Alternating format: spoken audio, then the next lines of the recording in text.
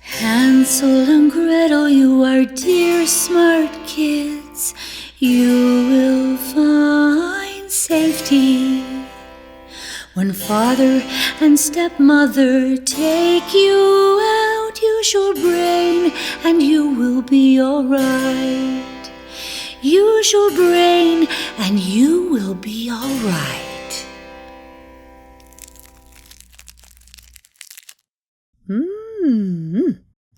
Well, hello there. Ruby here. I told myself I was only going to have one piece of candy, but I guess I got a little carried away. You know, eating all of this yummy candy reminds me of a story my mother used to tell me as a child. Oh, this story is a good one, but it has some, well, scary moments. Do you like scary stories? Ah, yes, I do too. I have an idea. How about one more piece of candy, and then I'll tell you a scary story. Don't worry, the end of the story is sweet. So grab a cup of warm milk, and let's watch and listen. Are you ready, my friends? Let's begin. Once upon a time, a very long time ago, there lived a father, his children Hansel and Gretel, and their stepmother. The family lived in a little cottage in the forest. The children adored their father, but their stepmother, not so much. Nancy married the children's father years after their dear mother had passed away. Late one evening, while the children were in bed, Nancy was talking to Herman. "Herman, we aren't making enough money to feed these dumb kids. They're eating too much, and Gretel is lazy and talks too much. And Hansel doesn't know how to do a darn thing around this house. We need to get rid of them once and for all."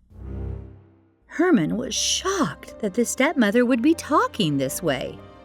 "What a nasty thing to say, Nancy. I love my children. They mean the world to me."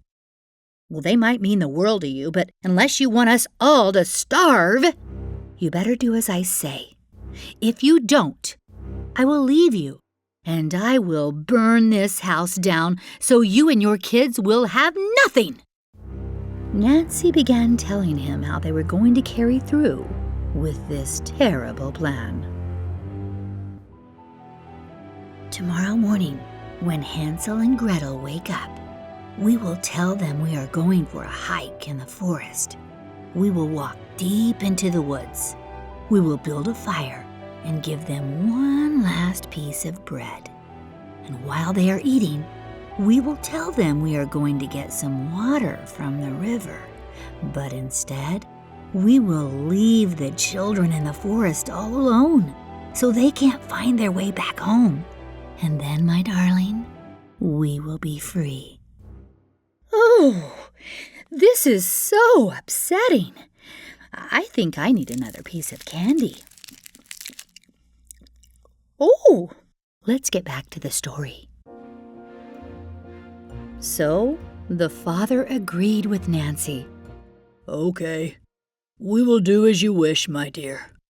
Hopefully Hansel and Gretel can live on their own and find happiness elsewhere." Guess what? Hansel and Gretel were unable to sleep that night, and they overheard this frightful plan. "Hansel, I can't believe that father and stepmother are going to be so cruel," cried Gretel. There, little sister, don't cry. I will somehow find a way to save us from this dreadful plan. Please now, Gretel, let's try to get some sleep and pray for our safekeeping." Hansel and Gretel climbed up into their beds and fell fast asleep. Hansel and Gretel, you are dear smart kids. You will find safety when father and stepmother take you out. Use your brain and you will be alright. Use your brain and you will be alright.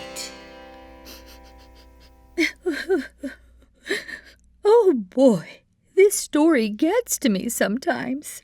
Excuse me, while I have one more piece of candy. Let's go, kids. We are going for a beautiful hike in the woods. We have some fresh bread to give you as a treat when we take a rest in the forest, said the stepmother, and off they went into the forest. Hours passed, and little Gretel was exhausted. Father, please, I can't go any further. My legs hurt, and I'm very thirsty. Oh, yes, of course, said Nancy. The children need to rest. Why don't you kids stay here and rest? And me and your father will go get you some water from the river. Here, take some fresh bread and relax a little bit. Right, Herman? Asked Nancy. Yes. Let's go get the children some water, said the father, and the two walked off away from the kids forever. Hansel and Gretel relaxed under a tree and ate their bread.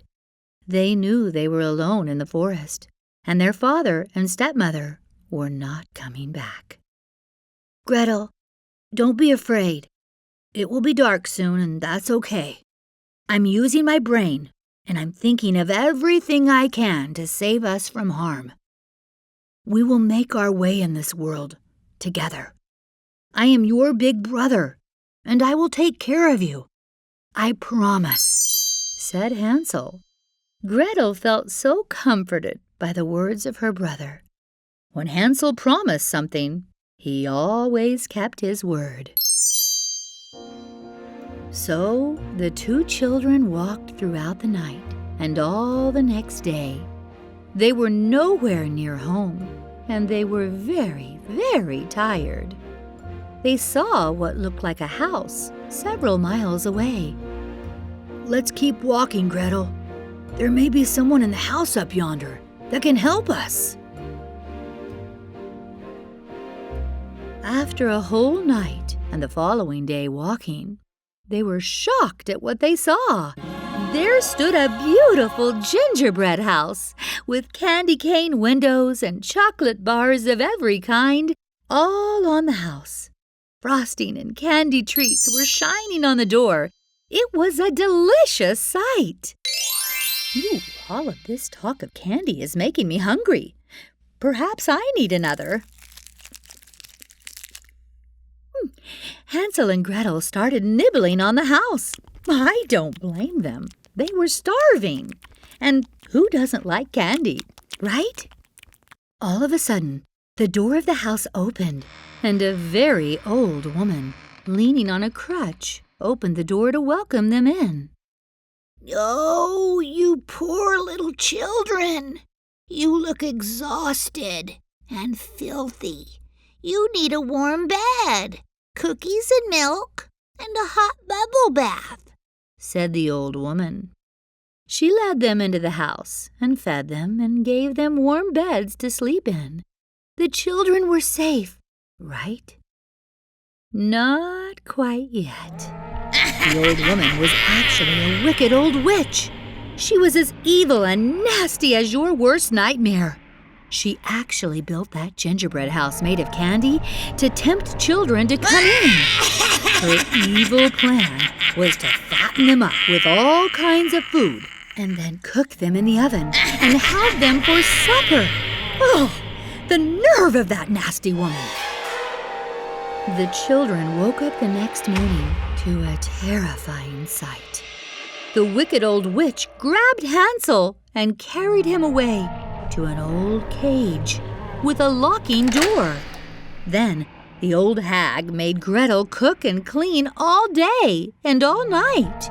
You are going to fatten your brother up, and when he's fat enough, I'm going to eat him. Poor, poor Gretel. She was so upset, but she remembered her brother's words. Don't worry, little sister. I'm going to use my brain. I am thinking of everything I can to save us from harm, and I will take care of you. I promise. Every morning, the old witch would come over to the cage. She was so old, she couldn't see hardly at all, but she could sure smell. Hansel, stick out your finger so I can see how fat you've grown. If you feel fat enough, I am going to eat you. Hansel was a bright boy, and he realized that she was as blind as a bat. So he stuck out a little stick that he found in his cage. Here you go. Here's my finger, Mrs. Nasty Witch. The witch grabbed what she thought was his finger, but it was really a skinny little stick. This infuriated the old hag. I don't care if you are thin or fat. I'm going to eat you up for my supper tonight. Gretel, go get the key and unlock this cage. Gretel hurried to get the key, as she thought this would be the perfect time for the two children to try to escape this evil witch. She unlocked the door, and Hansel came walking out. Now, the time has come for both of you to be my supper. Get in the oven. Now! Screamed the old hag. Use your brain and you will be all right. Now, Gretel may have been small, but she was a very smart girl. I am just a little girl, and I don't understand how to get in the oven. You dumb fool! It's simple. Even an old woman like me can climb in, screamed the witch. And with that, she walked up to the oven, leaned into it, and Gretel, with all her might, gave that witch a mighty shove, sending the old hag right into the fire, once and for all. Hansel and Gretel hugged each other and shouted, "We are safe! We have used our brains, and now we are safe! The wicked old witch is finally gone!" Before leaving the gingerbread house, they entered inside one last time to have a bite of candy. And wouldn't you know it, behind a chair, there was a treasure chest filled with gold coins. Gretel, we can finally go home to Father and give him the gold coins, and he won't have to worry about feeding us, as we will have plenty of money to take care of all of us, said Hansel. The two walked and walked through the forest with golden coins in their pockets, and off in the distance, they spotted their house that they had lived in before. They finally arrived home and knocked on the door. The father answered the door and was so surprised and happy to see his children, as he never wanted harm to come to them. "Father, we are here, and we are safe. And we also have gold coins, so you will have enough money to feed us all. And we can live happily ever after," cried Gretel. The father explained to the children how the stepmother threatened him if he didn't follow her plan. I always knew you two were very smart, and that you knew how to use your brains. I knew you were going to be okay. I knew you were going to be safe. The father also told the children that the stepmother had been eaten by a wolf a few days ago. The father and his children truly lived out the rest of their lives together, away from harm, and they had plenty of food and love for each other. Thank you for joining me here on Family Roberto. I hope you enjoyed this story. Ooh, my tummy is grumbling. I think I may have had too much candy over the course of this story. See you next time, my friends. And remember, you need to think before you do something, and always use your brain.